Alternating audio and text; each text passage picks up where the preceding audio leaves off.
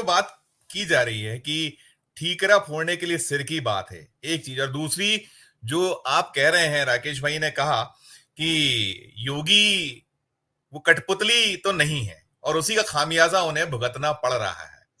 कैसे इसको एलोबरेट कीजिएगा? और ये जो हो रहा है अब, ये अल्टीमेटली नुकसान तो पार्टी का ही होना है, ये अहम की लड़ाई या श्रेष्ठ होने की लड़ाई में। आपकी प्रतिक्रिया सर, केपी सर। देखिए संजीव जी, आप देखिए, ये जो अभी देश में सरकार चल रही है, ये प्रसिद्ध है अपनी चीजों को करने के लिए आपदा में अवसर ढूंढ रहे हैं। जो भारतीय जनता पार्टी के ऊपर आपदा आई हुई है, इस आपदा में क्या अवसर ढूंढ लिया जाए, इस पे दोनों लोग लगे हुए हैं। जो दिल्ली में सत्ता को पकड़ के बैठे हैं, तो वो सोचते हैं कि ये सबसे बड़ा कांटा है हमारे रास्ते का, इसको निपटा लिया जाए। लेकिन ये कांटा इतना मजबूत हो गया है और ये खुद इतने कमजोर हो गए हैं कि अब इनकी हिम्मत नहीं हो रही है, और लेट अगर ज्यादा करेंगे तो और कमजोर होते हुए जा रहे हैं। आपको याद रखना चाहिए कि अभी 3 विधानसभा के 3 राज्यों में चुनाव हुए हैं, 13 विधानसभा में, और 13 में से 10 हार गए। अभी महाराष्ट्र में चुनाव है 3 राज्यों में, उसमें ये हारने जा रहे हैं। अभी ये 10 विधानसभा के जो उपचुनाव उत्तर प्रदेश में है, उनका ठीकरा योगी के ऊपर फोड़ना चाह रहे हैं। योगी जी को फ्री हैंड दे दिया गया है।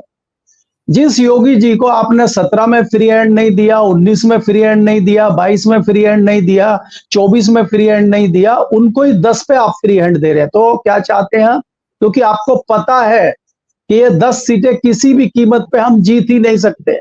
भारतीय जनता पार्टी आज इस स्थिति में नहीं है कि वो उत्तर प्रदेश की 10 विधानसभाओं की उपचुनाव की सीटें जीत पाए।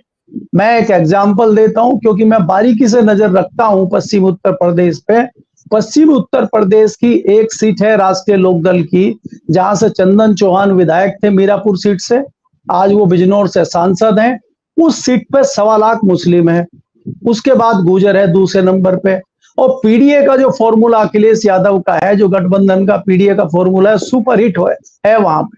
तो अब कहने के लिए तो ये हो रहा है कि राष्ट्रीय लोकदल कह रहा है कि 10 में से 3 सीटें पे हमारा क्लेम बनता है और हमें 3 सीटें दो, 1 सीट हमें मीरापुर की दो, 1 सीट हमें जो है मेरठ में दो, और 1 सीट हमें मथुरा में दो, खैर की। तो 3 सीटें, लेकिन अंदर से लड़ना नहीं चाहते।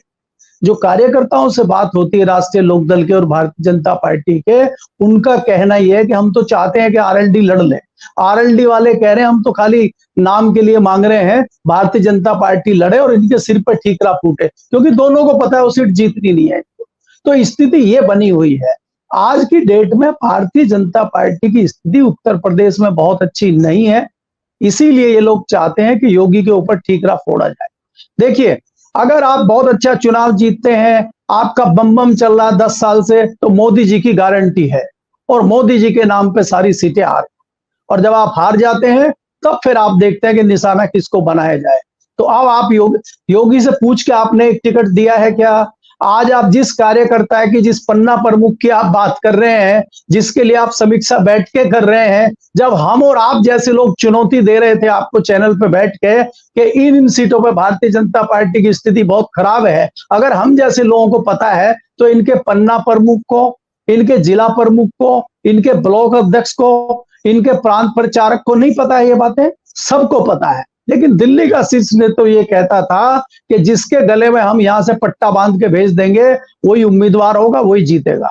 तो वो जो एक इन्होंने भरम पाला हुआ था, वो भरम टूट गया है। जितना इन्होंने सोचा भी नहीं था, उससे 10 गुना वो भरम टूटा है। और उसका आपको उदाहरण मिल जाएगा कई जगह। आपको मालूम है कि पश्चिम उत्तर प्रदेश में पहले प्रथम चरण की बात हम करते थे, आपके चैनल पे भी कई बार डिस्कशन हुआ कि कई सारी सीटों पर भारतीय जनता पार्टी खाली इसलिए चुनाव हार रही है कि आपने वहां से टिकट नहीं बदले हैं। सबसे महत्वपूर्ण सीट थी उसमें मुजफ्फरनगर की, जहां से केंद्रीय मंत्री संजीव बालियान थे।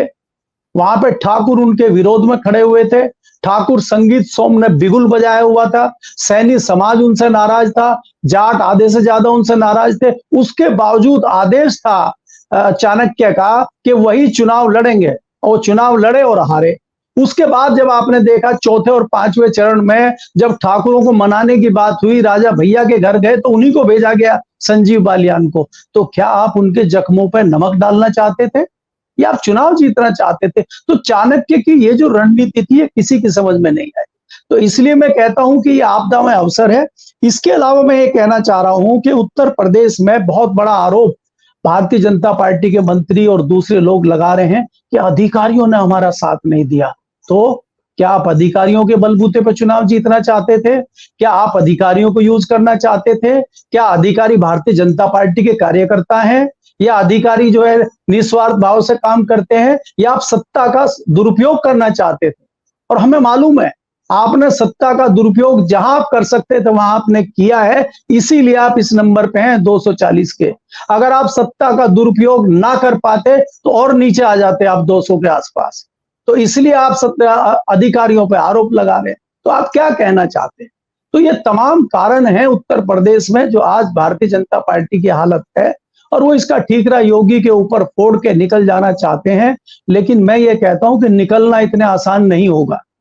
अंत में मैं एक चीज और संजीव जी बता देता हूं, अगर ये हुआ और बाबा को हटाने की कोशिश हुई और बाबा हट गए तो फिर पार्टी भी हट जाएगी। ये मान लीजिए पार्टी 27 में नहीं, वो 24 और 25 में ही हट जाए, क्योंकि बाबा बैठने वाले नहीं है। बाबा वसुंधरा, शिवराज और वो उत्तराखंड और गुजरात के सीएम नहीं है, वो यूपी के सीएम है। ये भी कि बद्रीनाथ भी हारे हैं अभी। आप अयोध्या के बाद बद्रीनाथ भी हो गया है। मतलब आपका वो जो हिंदुत्व वाला तड़का है वो धीरे धीरे उसका भी तलस में टूट रहा है।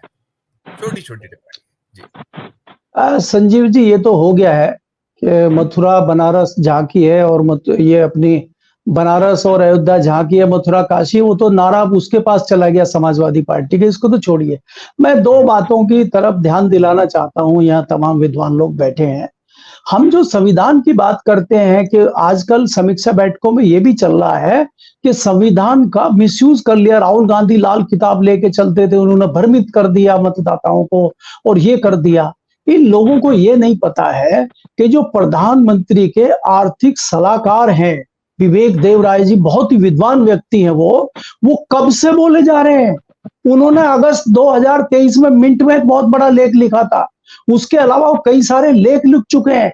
देश के उपराष्ट्रपति जगदीप धनखड़ जी लगातार संविधान में बदलाव की बात बोल रहे हैं, और देवराज जी तो कह रहे थे पूरा संविधान ही बदलना पड़ेगा। तो ये आज बता रहे हैं कि विपक्ष ले आया नैरेटिव बना के। इनको ये नहीं पता है लल्लू सिंह और हेगड़े तो परसों आए बेचारे, तो चुनाव में बोल दिया। एक तो ये चीज है। दूसरा मैं ये कहना चाह रहा हूं कि जो आम कार्यकर्ताओं के बारे में ये कह रहे हैं कि ये चीजें हो जाएंगी, और आपने सवाल पूछा, अभी हमारे पड़ोस में केदारनाथ की सीट भी हार गए हैं। अभी लोगों में चर्चा ये चल रही है कि आपने अयोध्या का राम मंदिर लूट के सब भेज दिया गुजरात, आपने बनारस लूट के भेज दिया गुजरात, केदारनाथ की आपने पूरी परत सोने की उतार ली है, और 2 दिन से आपने जगन्नाथ पे शुरुआत कर दी है। ये जो नेगेटिविटी फैल रही है भारतीय जनता पार्टी की, और आम जो चर्चा बन गई है, भारतीय जनता पार्टी के लिए सबसे बड़ा नुकसान है। और ये लोग क्या करते हैं, इसको बहुत हल्के में लेते हैं। ये आज योगी जी के पीछे घूम रहे हैं, ये धूल में लट मार रहे हैं, सांप निकल गया लाठी फेंक रहे हैं, चिड़िया खेत चुग गई है और ये खेत में ढूंढ रहे हैं कहीं बीज मिल जाए कोई। तो अब इनके हाथ से चीजें निकल चुकी हैं। और बहुत अच्छी बात राकेश जी ने कही है कि अब मामला निपट चुका है, और कीचड़ जो देखिए जितना अच्छा कीचड़ होगा उसी में कमल बहुत अच्छा खिलेगा, लेकिन इस कीचड़ में वायरस फैल गया है। और आप देखिए, अगर इन्होंने पिछले 10 साल में देखें, सबसे अधिक कीचड़ इन्होंने महाराष्ट्र में फैलाया। इतना कीचड़ कर दिया, इतना कीचड़ कर दिया, इनको लगा के बड़े बड़े कमल खिलेंगे समुद्र के किनारे, वो उल्टा हो गया है। तो यही परिस्थिति, देश का सबसे बड़ा राज्य है उत्तर प्रदेश, वहां पे भी यही स्थिति हो गई है। तो हमें लगता है कि अब जल्द ही इनका विदाई समारोह होने वाला है, मुझे तो ये स्थिति लग रही है।